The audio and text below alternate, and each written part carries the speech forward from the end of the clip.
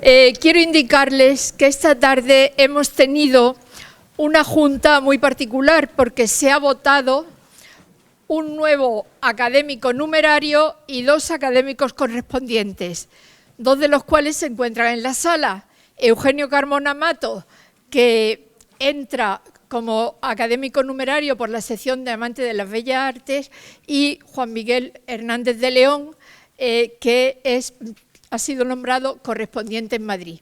Enhorabuena.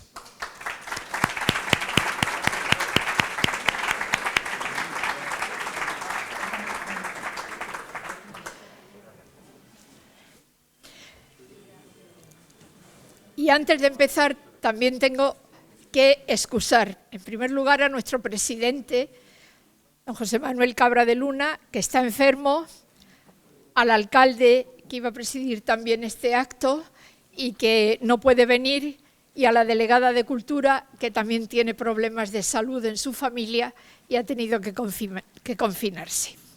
Entonces, saludo a las autoridades presentes, a las académicas y académicos y a todos ustedes que nos acompañan. Y le doy la palabra al señor secretario para que lea el particular del acta en la que se da cuenta de la elección del nuevo académico.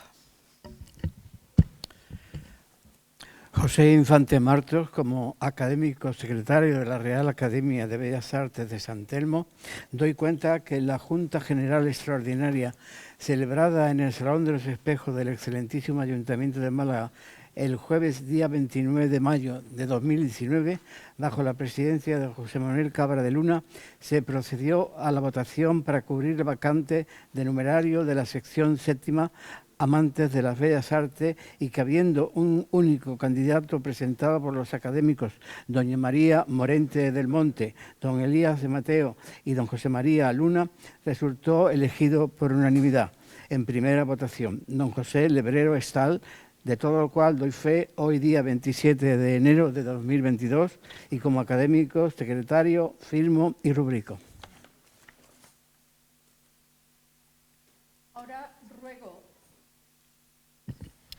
ruego a los académicos que hicieron la propuesta del señor Lebrero Estals, doña María Morente del Monte, don Elías de Mateo Avilés y don José María Luna Aguilar, que vayan a recibir al nuevo académico y lo acompañen a la sala.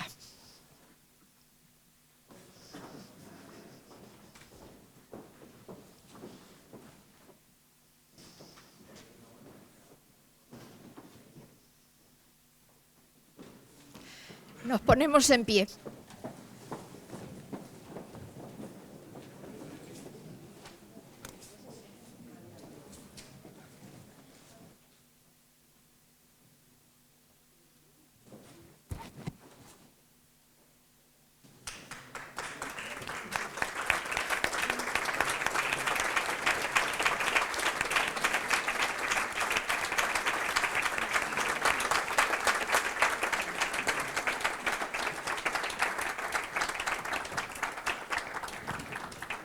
Pueden tomar asiento.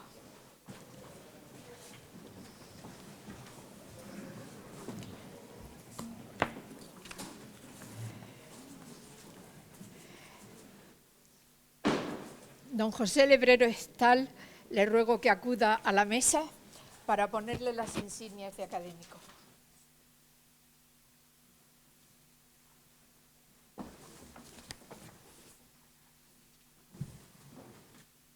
Acepte esta medalla, que aquí le entregamos, el escudo de la Academia y el diploma como símbolos y atributos de su nueva condición de académico de número de esta corporación, y con ello desde ahora se compromete a cumplir con su objeto de fomento de la creatividad artística, así como el estudio, difusión y promoción de las artes y del patrimonio cultural, histórico-artístico y medioambiental, y muy particularmente de la pintura, la escultura, la arquitectura, la literatura, la música y las artes visuales, que son secciones de nuestra academia.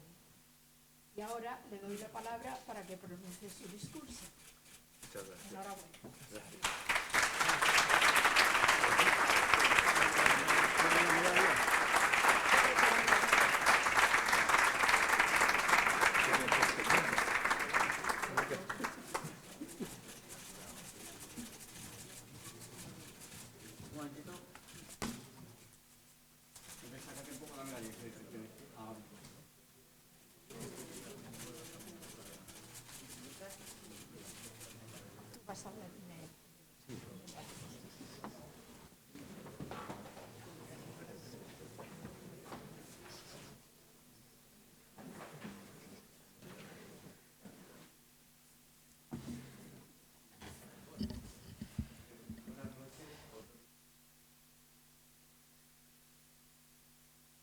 Académicos, amigas y amigos, espero que no me saltaré el protocolo.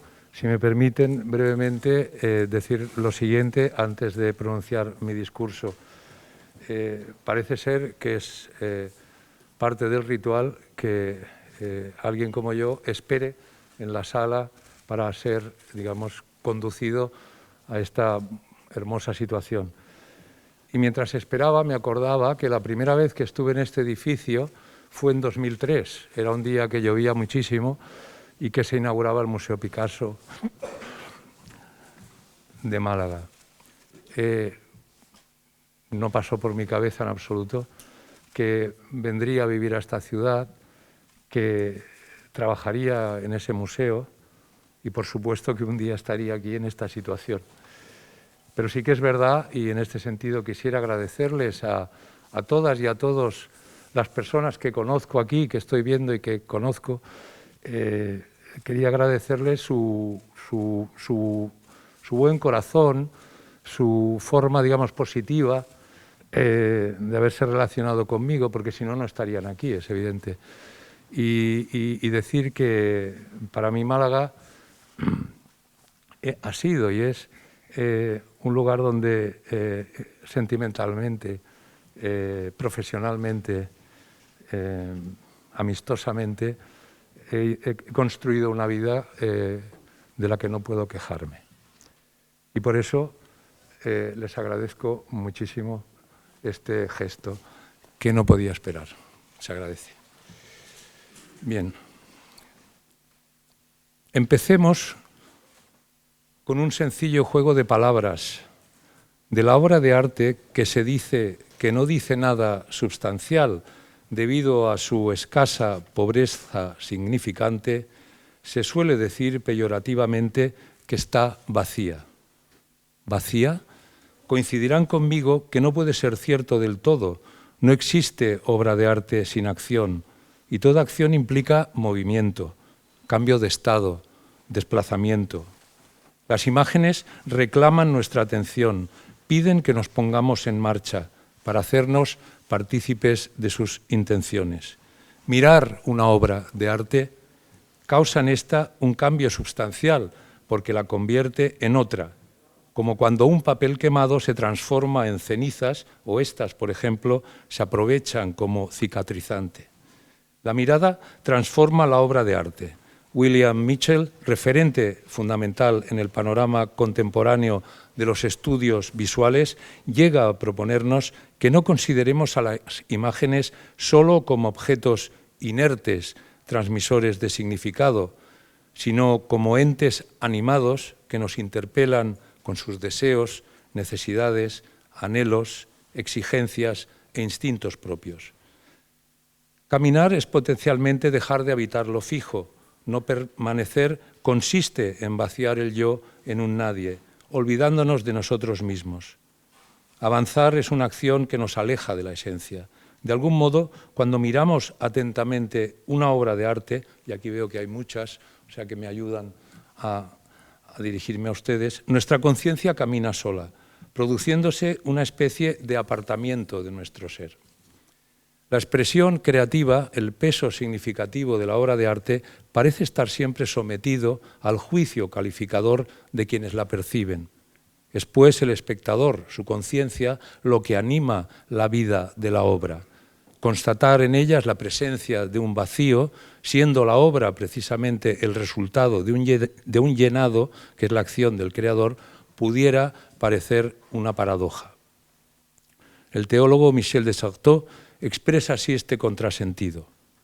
Entre los enunciados creídos y los enunciados vistos se dan operaciones combinatorias que efectúan desplazamientos de unos hacia otros.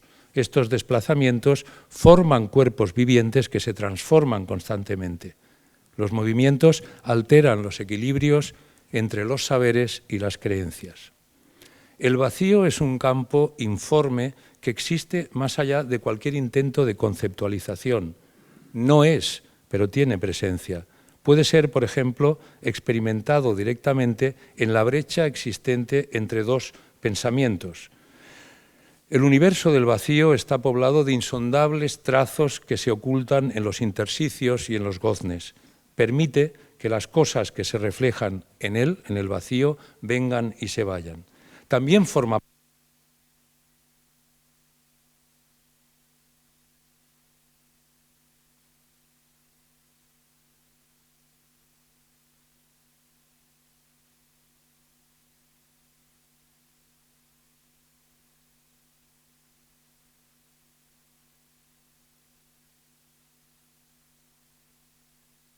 artistas orientales y occidentales van a decidir ir a la búsqueda de la realidad última como objetivo?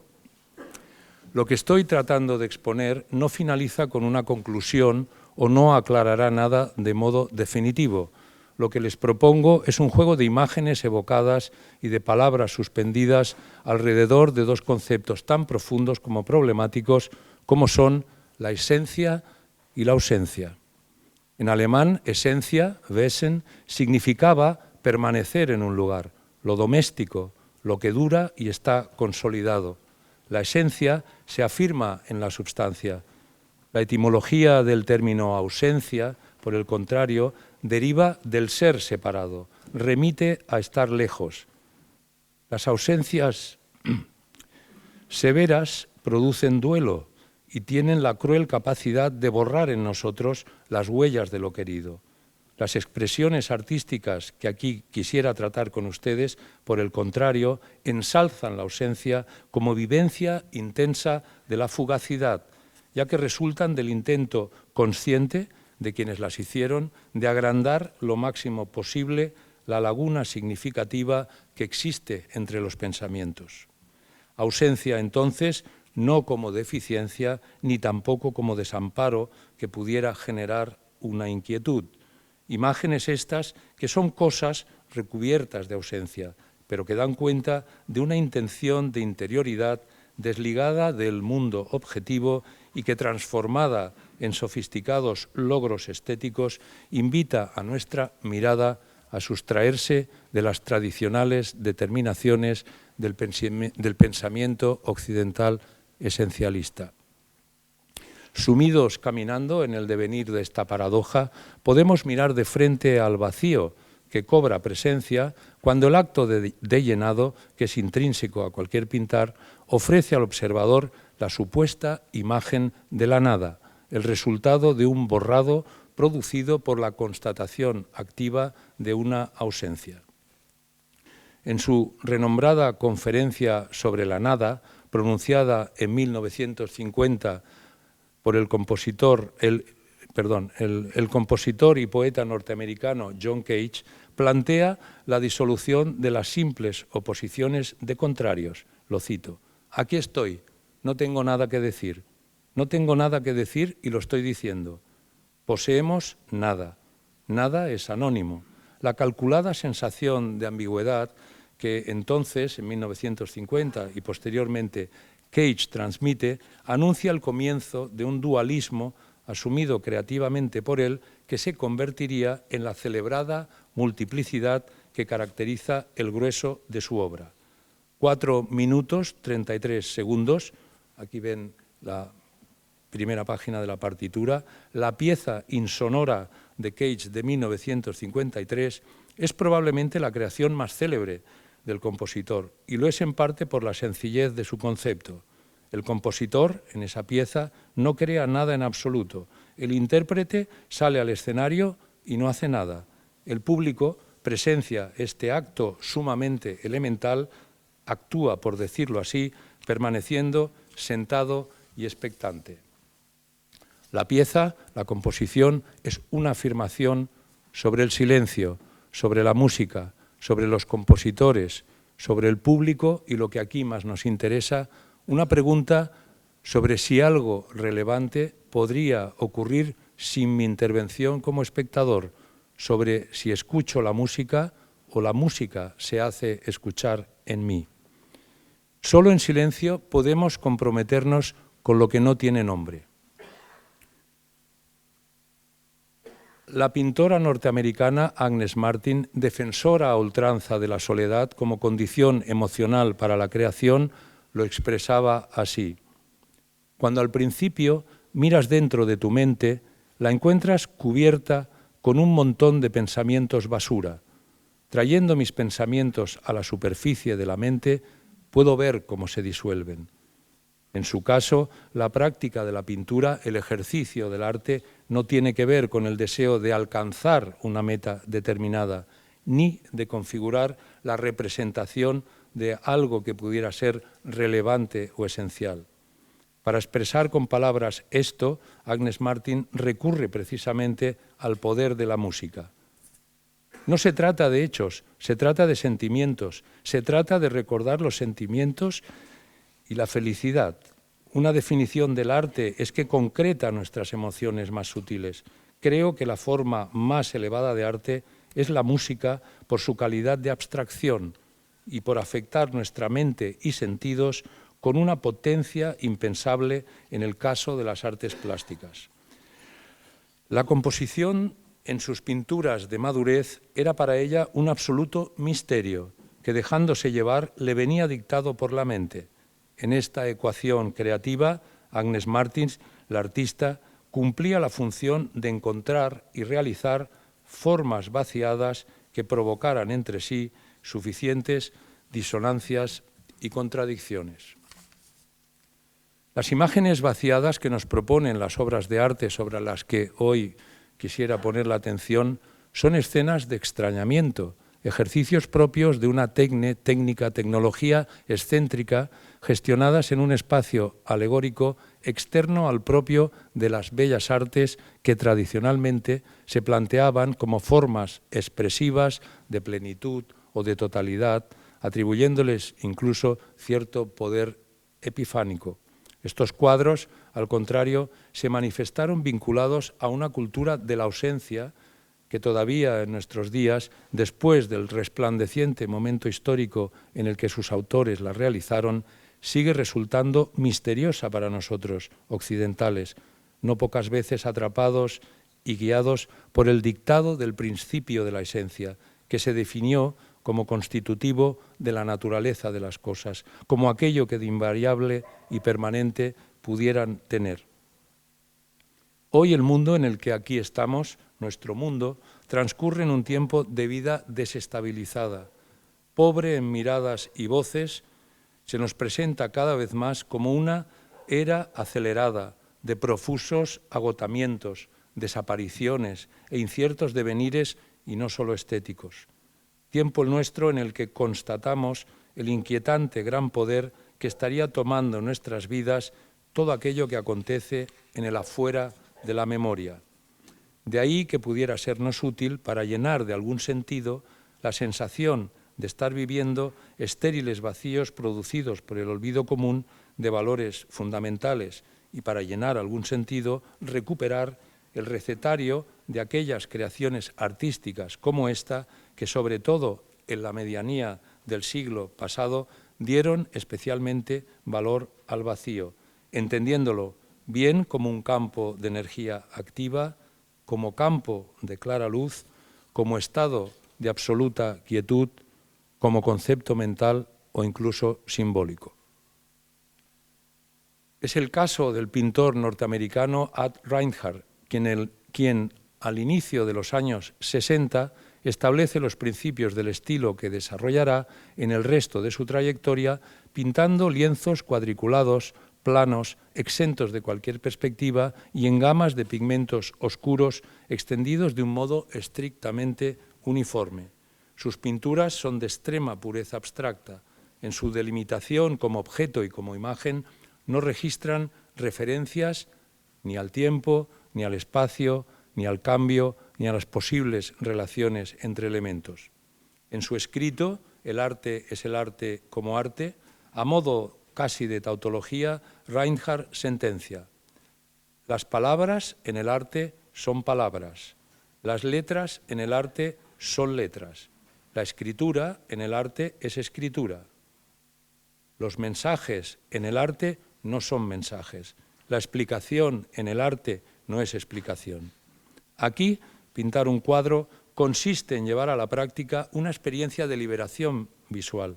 La repetición una y otra vez de una misma fórmula elimina la posibilidad o la tentación de fijar un sentido en el cuadro más allá del que produce el mismo hacer, suprimiendo cualquier intención de construir imágenes con atributos de relatos. En 1964, la historiadora Priscilla Colt era aún una de las pocas en recepcionar positivamente la propuesta radical de Reinhardt. Lo hacía con estas palabras: aunque ante estas pinturas se le niega al ojo la esperada satisfacción, la atención queda fijada, se mantiene la percepción, liberada de la excitación producida por estímulos perceptivos complejos. Extrañamente se torna suspendida, abstraída, la autoconciencia disminuye, el observador está, en un sentido literal, paralizado. Esto no es pérdida de la conciencia y se diferencia de la pura contemplación porque está ligado a una realidad perceptible, la pintura. En estos tiempos excesivos de casi todo, menos de lentas y silenciosas veladuras, aprovecho pues la ocasión que me brindan para realizar un homenaje a los pocos artistas que, como los que voy mencionando, han mirado, en mi opinión, de un modo radical y explícito al vacío. Quisiera llamar la atención sobre una forma de expresión que, como ya he mencionado, alcanzaría su total plenitud en la medianía del siglo pasado y que nunca pudo ni podrá estar de moda, porque su elegancia, su belleza, no reside en su fuerza de sobresalir o de destacar. Es ahora el momento de poner en valor la claridad que exhibe al plantear la cuestión de la belleza el filósofo coreano-alemán Byung-Chul Han. Bello no es lo fijo, sino lo flotante. Bellas son las cosas que llevan las huellas de la nada, que contienen en sí los rastros de su fin, las cosas que no son iguales a sí mismas. Bella no es la duración de un estado. La exquisitez de estas obras de arte reside precisamente en su fuerza por retraer, por ceder, emana de la calidad que son capaces de exhibir como escenas que no escenarios de la fugacidad. Durante miles de años de tradición artística occidental han sido una insólita rareza. Un reciente modo escaso de hacer arte nunca más repetido, razón de peso, en mi opinión, como decía, para hacer memoria de ellas y recordarlas aquí frente a la excelencia de un consejo velador de la cultura como este, el de la Real Academia de Bellas Artes de San Telmo, que ustedes constituyen y al que mucho me honra incorporarme. Sí, recordemos a esta clase de artistas cuyas obras incluso han llegado a ser celebradas institucionalmente por la radicalidad de su particular sensibilidad creativa. Constituyen un preciso legado que heredó algunas de las maneras de los primeros grandes artistas contestatarios del siglo XX. Sus propuestas como seres creativos que fantasean, deliran, descubren, especulan, ven, miran y se ponen en acción, consisten en tratar de presentar lo que, no siendo una cosa, sí parece la evidencia de algo que estaría entre la manzana y el plato, que incluso antes de que empezara el siglo XX ya buscaba representar en sus lienzos el pintor francés Paul Cézanne, inaugurando así un anhelo compartido por quienes artísticamente lo han venerado. Y cito a Cézanne: no hay que pintar lo que nosotros creemos que vemos, sino lo que vemos. A lo largo del siglo XX tienen lugar numerosos cambios de estado, múltiples movimientos hacia adelante nunca antes conocidos. Me refiero a los resultados estéticos de una crisis hasta entonces inaudita en la historia de la civilización occidental. El programa del arte de la modernidad, las vanguardias protagonizadas por quienes, profesionalizando la revuelta estética, se sentían diferentes al común de artistas liberal burgueses. Su atrevimiento y contestación guiaron sus pasos hacia la abstracción, a partir del momento en el que Cézanne, aquel al que Picasso bautizó como el padre de todos nosotros, insisto, manifestó un deseo aparentemente absurdo de representar el mundo que no está, pero que el ojo percibe, querer pintar, hacer visible lo que existe entre la manzana y el plato de un modesto bodegón, querer en definitiva pintar el vacío. Históricamente, el arte de la modernidad, por su carácter autorreflexivo, inauguró la búsqueda de la autodefinición. El filósofo vienés George Steiner describe este fenómeno de vaciado de lo mítico causado por el agotamiento que llegó a afectar el centro mismo de la existencia intelectual de Occidente como la nostalgia del absoluto, la consecuencia irremediable que desde el siglo XVII trajeron sucesivos anuncios sobre el crepúsculo de los dioses. Steiner, cito, las mitologías fundamentales elaboradas en Occidente desde el comienzo del siglo XIX no son solo intentos de llenar el vacío dejado por la decadencia de la teología cristiana y el dogma cristiano, son una especie de teología sustitutiva, sistemas de creencia y razonamiento que pueden ser ferozmente antirreligiosos, que pueden postular mundos sin Dios y negar la otra vida, pero cuya estructura, aspiraciones y pretensiones respecto del creyente son profundamente religiosas en su estrategia y efectos. Sabemos, como Steiner, que allí donde se produce un vacío aparece la oportunidad de que surjan nuevas energías y realidades que, de confirmarse útiles, acaban sustituyendo con el tiempo a las antiguas. Así sucedió con la fisura conceptual que produjo la denominada desaparición del autor que proponía el ensayista francés Roland Barthes, afirmando en 1967 que un escrito, para nosotros una pintura, es una reconstrucción, es un reescrito, y por ello el autor, como ser supremo de otros tiempos, tiene que desaparecer o metafóricamente morir.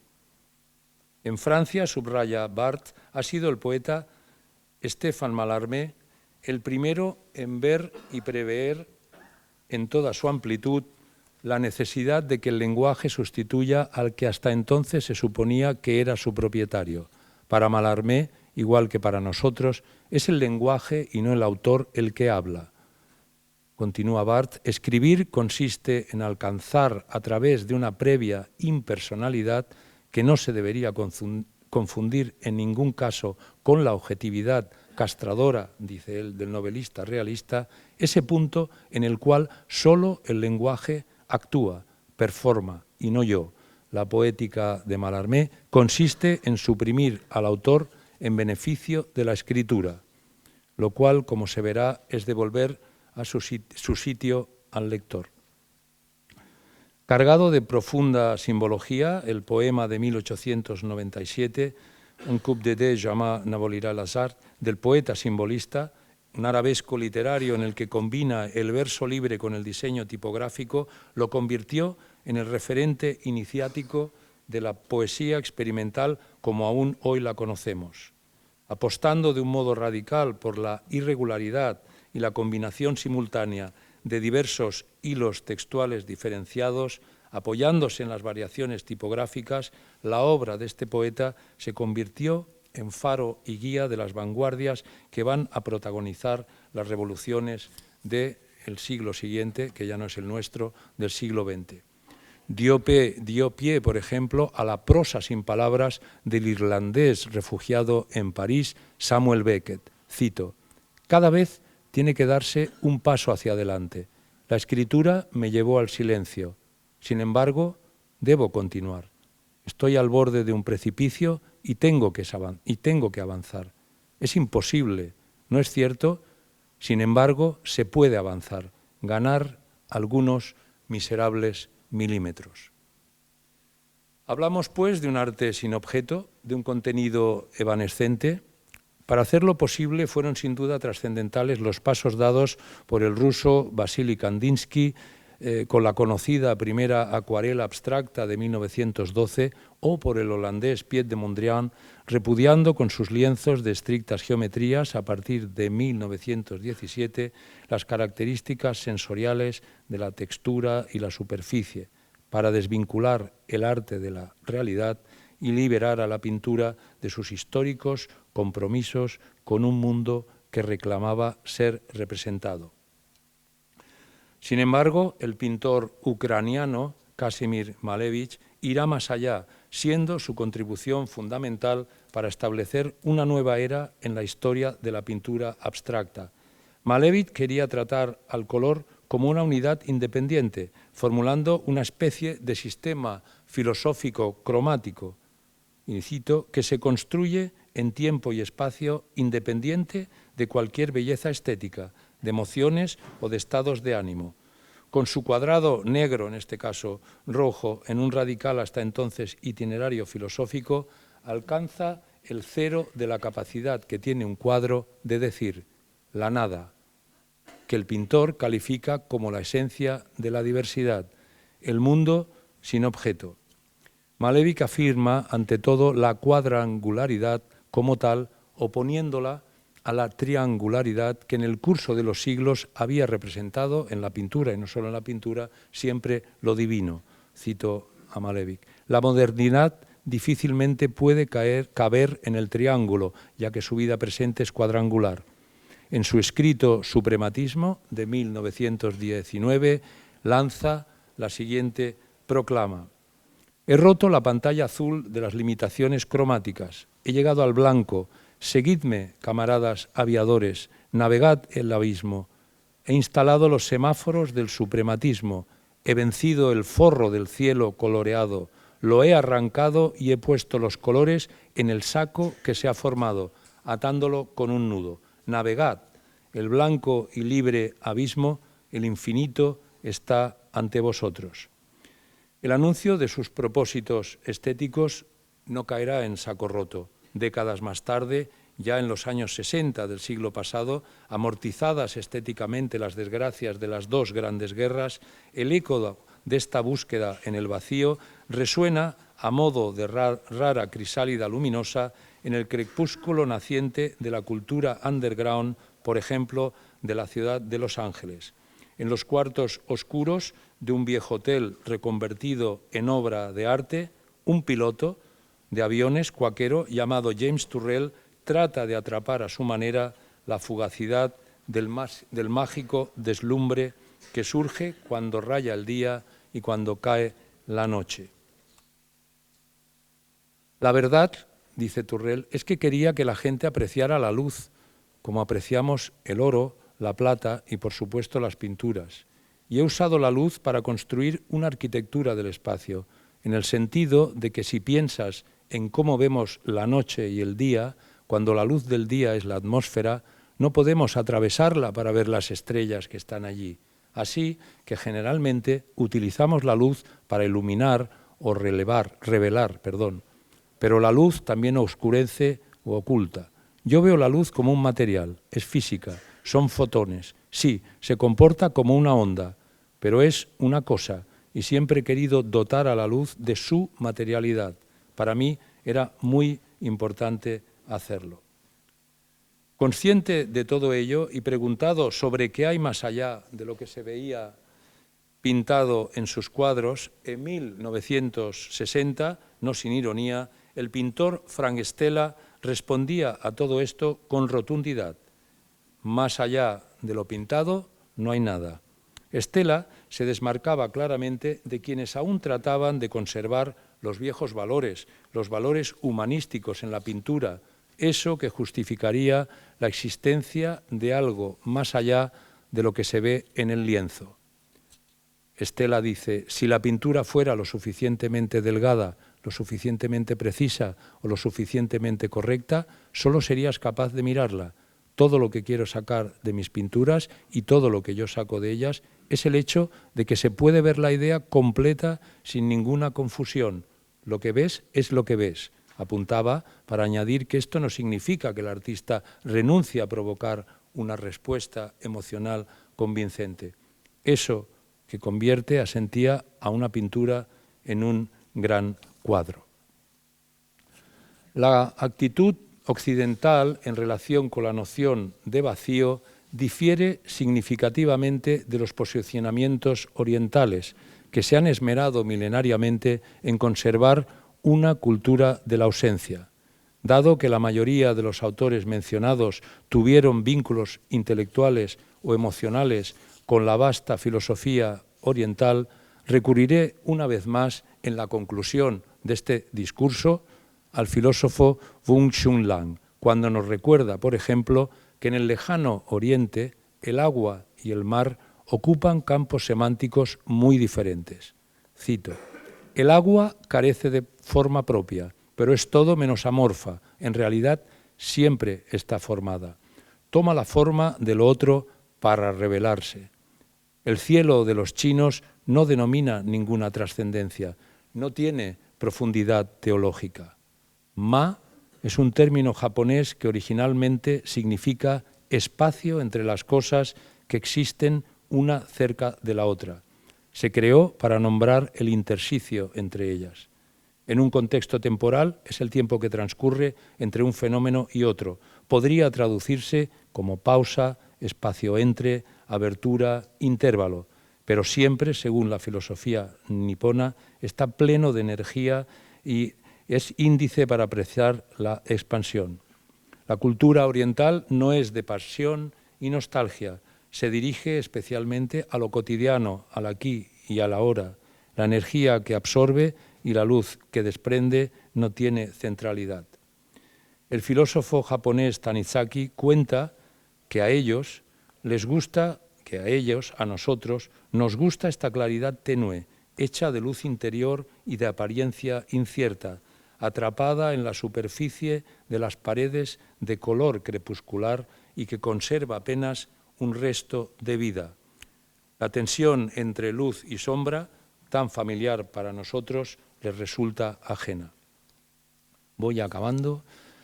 Para el escritor francés Georges Perec, los espacios de las habitaciones están cargados de poder evocativo y pueden funcionar como una Magdalena proustiana, como detonadores de reminiscencias o recuerdos que creíamos olvidados. En su ensayo Especies de espacios, de 1974, Perec trata de llevar a cabo el recuento exhaustivo de las camas en las que ha dormido a lo largo de su vida, esperando que al hacerlo, conexionando recuerdos, afloren en su memoria revelaciones sustanciales. Veamos cómo lo cuenta. En varias ocasiones he tratado de pensar en un apartamento donde hubiera una pieza inútil, absoluta y deliberadamente inútil. No se trataba de un trastero, no era una habitación suplementaria, ni un pasillo, ni un cuchitril, ni un recoveco. Habría sido un espacio sin función, no habría servido para nada, no habría remitido a nada. A pesar de mis esfuerzos, y hablamos de un escritor, me fue imposible llevar a cabo este pensamiento, esta imagen hasta el final. El mismo lenguaje, me parece, se reveló incapaz para describir esa nada, ese vacío, como si solo se pudiera hablar de lo que es pleno, útil y funcional. Ludwig Wittgenstein, filósofo austriaco, unos años antes, en 1961, se refiere a lo mismo pero de otro modo. De hecho, hay cosas que no se pueden poner en palabras, se hacen manifiestas por sí mismas, son aquello que es místico. Wittgenstein creía que la expresión artística, ya fueran imágenes o poesía, disponía de una posición única para mostrar aspectos de lo místico que no es posible transmitir con el discurso ordinario. Por muy imperfecto que sea, el ser humano, en definitiva, necesita hablar de aquello que en él es algo más que humano. Convendrán, espero conmigo, que más allá de los juegos de palabras que intentemos hacer sobre el vacío de las cosas, lo conseguido por estos excepcionales artistas despliega ante nosotros el luminoso y vasto paisaje de lo que, aunque no tiene una nominación fácil, se nos ofrece como una presencia sanadora. Un lugar, esa estancia de lo innombrable, que muchos trataron de llenar con todo tipo de palabras y que el arte, este arte, en contadas ocasiones, logra que emerja de un modo tan intenso como efímero. En mi opinión, y ahora sí para concluir, los artistas, los poetas, los músicos que hoy les he presentado se han acercado y mucho con sus obras a la arriesgada recreación de estas divinas estancias. Son capaces de recordarnos lo olvidado y traernos presencias que solemos dar por perdidas. Solo de nosotros depende, mirando sin temor al vacío, sin caer en la tentación de poner algo en ellas, en estas habitaciones, sin poner una función, un destino, una mirada, una necesidad, un excedente, adentrarnos, pues, en estas habitaciones para sentir, como lo hizo Georges Perec, la preciosa habitabilidad que custodian. Muchas gracias.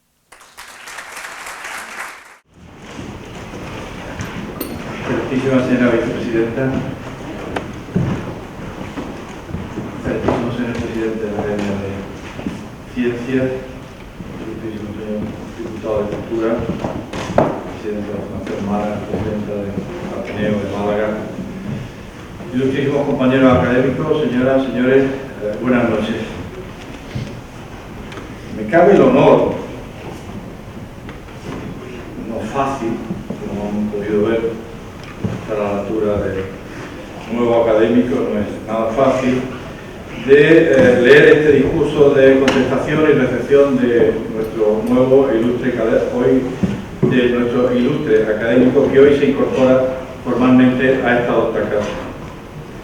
Mis ilustres y queridos compañeros han querido que así sea, pero bien podría haber sido cualquiera de los otros dos proponentes de la candidatura, aceptada en su momento, como no podía ser de otra manera, por unanimidad. La sazón, estos proponentes eran también directores de museo, ilustrísimos académicos, doña María Morente del Monte y don Elías de Mateo Avilés.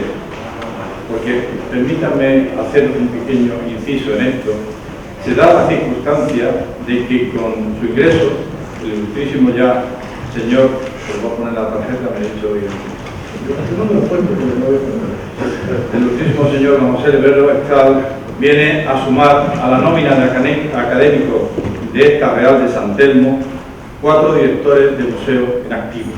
No creo que otras academias de España puedan contar con una circunstancia igual o parecida. Tampoco nadie podría haber imaginado hace años, no demasiado, que esto pudiera suceder aquí. Pero Málaga ha cambiado mucho en estas últimas 2 décadas, ya que ha sido nominada ya como ciudad de los museos, bien puede trasladar esta circunstancia a la relación de miembros de número de su Academia de Bellas Artes. Se da también el caso de que es en esta ciudad donde coexisten 2 museos dedicados al gran genio del arte del siglo XX, uno de ellos en su casa natal, y son sus directores hoy parte también de esta Real Academia. Nuestro nuevo compañero llegó a la ciudad, bien mencionaba, hace ya más de una década para dirigir el Museo Picasso. Bajo su dirección, el museo ha alcanzado cotas de éxito antes nunca vistas en esta Málaga de los museos. Si me permiten la expresión de época, lo ha conseguido además con notable éxito de público y crítica. Los números le avalan. Antes del COVID, como saben, nueva medida temporal, pero también en estos años pandémicos, el Museo Picasso de Málaga ha sido el más visitado de Andalucía y está entre los más visitados de España. Los números son números y, por supuesto, hay que tenerlos en cuenta. Pero he defendido aquí y en todos los foros en los que se ha tenido la paciencia de escucharme que en cultura la cantidad no es ni debe ser la unidad de medida, o al menos la única unidad de medida. Por tanto, sigo manteniendo ese criterio y creo que es algo que compartiremos todos los aquí presentes. Por eso, más que las cifras de visitantes, me gustaría reseñar algunas de las exposiciones que él ha llevado a cabo en el museo y que ya son hitos referenciales en la memoria museística de la ciudad. Citar solo como ejemplo el factor grotesco, está por aquí el otro cómplice necesario de esa exposición, Luis Cuelles, Picasso, registros alemanes, al sur de Picasso, o más recientemente Genealogías del Arte, esta última en colaboración con la Fundación Más. Son muchas más las que podría enumerar en las que su impulso, ya como comisario, ya como organización, con permiso, el señor Lebrero y yo estamos desde esta mañana al alba con fuerte viento de levante, tirados en la calle, hemos compartido una jornada completa y estoy un poco...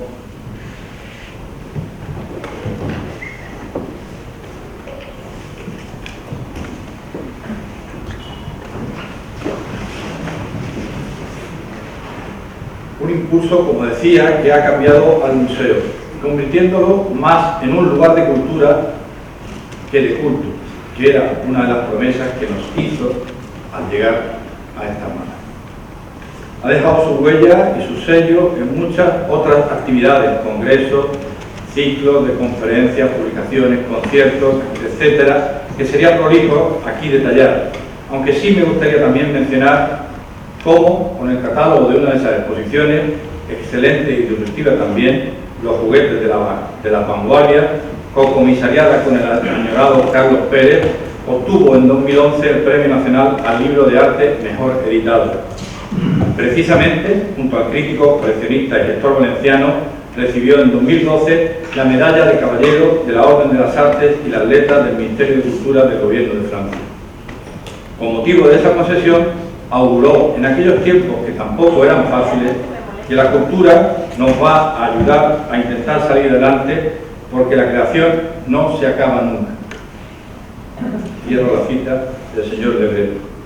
Si Nietzsche, tan caro también a nuestro amigo Luis Puelle, tituló su pequeño ensayo Nula ética sin estética, bien podríamos decir ahora que no hay esperanza sin la creación, o lo que es lo mismo, sin la cultura. En todos sus proyectos, el nuevo académico siempre ha demostrado una extraordinaria, han podido comprobarlo si alguno no lo conocía ya en su discurso de hoy, una extraordinaria fineza intelectual, reflejo de un mundo intenso e interior de exigencia constante. No tiene tiempo, su curiosidad es universal y el tiempo, desgraciadamente, finito. Una ambición intelectual que subyace en todo su hacer y decir, un nivel de exigencia esencialmente consigo mismo que traslada también a la excelencia final de sus proyectos. Estoy seguro, lo sé, me consta, que no es fácil seguir su ritmo, su intensidad, su inquisitivo afán por ver y por conocer, pero también sé que esa es su forma de intentar conocer y entender el mundo, de buscar el sentido de las cosas. Ese es su modo de perseguir la excelencia que debe acompañar a todo reto cultural, y en ese sentido es un referente para todos nosotros. Esta misma intensidad y exigencia, pero también plena de realismo, le llevó a decir, por ejemplo, en su llegada a Sevilla, que sería como un monje cartujo, austero y elegante. Pues esta intensidad desarrolló en el Centro de Arte Contemporáneo de Sevilla, donde fue director desde el 2003 al 2009, y antes, de 1996 a 2002, como conservador jefe del Departamento de Exposiciones del Museo de Arte Contemporáneo de Barcelona, su ciudad natal. El celebrado, en su momento, MACBA, para el que comisarió exposiciones de la ambición de Gerhard Richter, su formación artística en la Universidad de Colonia y su conocimiento del arte y los artistas alemanes es importante, yo creo que fundamental, en su devenir personal y profesional, o de Luis Gordillo, que nos volvió a reunir en Marbella, recién llegados ambos en una peripecia con el hoy, desgraciadamente ausente por el dichoso COVID, presidente de esta casa, por los pantalanes de Puerto Banús, en pos de esa intensa curiosidad universal. En su discurso de ingreso nos ha llevado a mediados del siglo pasado. Suena chungo eso cuando dices que ya no es nuestro siglo, ¿verdad? Estamos acostumbrados a hablar del 19 y ahora hablar del 20. Nos ha llevado a mediados del siglo pasado para profundizar en el silencio, el vacío y la ausencia en autores para él tan queridos como Anne Reinhardt, Anne Martin o Frank Stella, entre otros de los que ha citado. Un sentido de la creación no solo pictórica, sino también literaria, musical y escénica, de clara ascendencia asiática, como ha señalado. Un mundo, el de la cultura asiática, que también le apasiona, como pudimos comprobar en un viaje que compartimos a Corea del Sur, por supuesto, siempre nos preguntan si era del norte. Pero esa es otra historia. Así que concluyamos aquí con A. Reinhardt, para que, como saben, la creación artística debía estar también llena de implicaciones morales, y digamos que el arte es el arte y todo lo demás es todo lo demás. De modo que aquí acaba todo lo demás, y en nombre de mis compañeros, querido amigo, querido Pepe, te doy la bienvenida a esta que es ya tu casa.